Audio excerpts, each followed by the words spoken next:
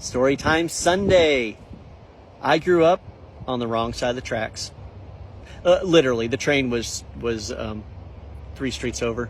You hear it come by all the time, blowing its horn. It was loud. You got used to it. School I went to was on the other side of those tracks and on down a hill. And it was different. I mean, you crossed those tracks. It was a different part of town. It was a different area.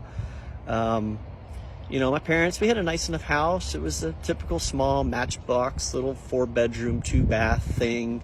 Had a little yard.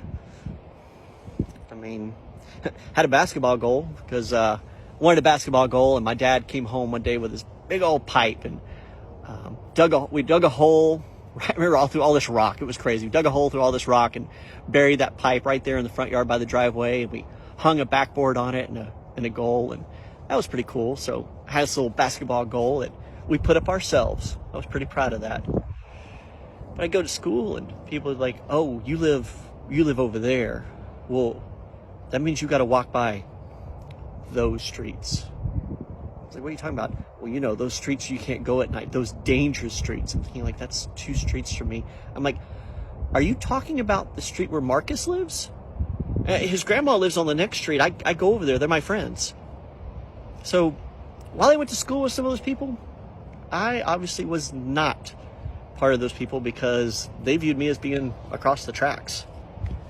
I never liked to see myself that way. I never really thought of it as I'm less privileged than that. Now, I will admit, I'd walk home from school sometimes. Much rather walk than ride the dang bus. Only 2 miles, I could beat the bus home.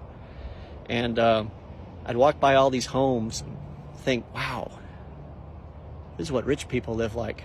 See these 2-story homes, these homes from bigger yards, some big old trees, maybe a circle drive in there. It just amazed me. And I go back over to my side of the tracks and it was a lot different. But still, I could still do what I wanted to do. I wasn't limited by what they wanted.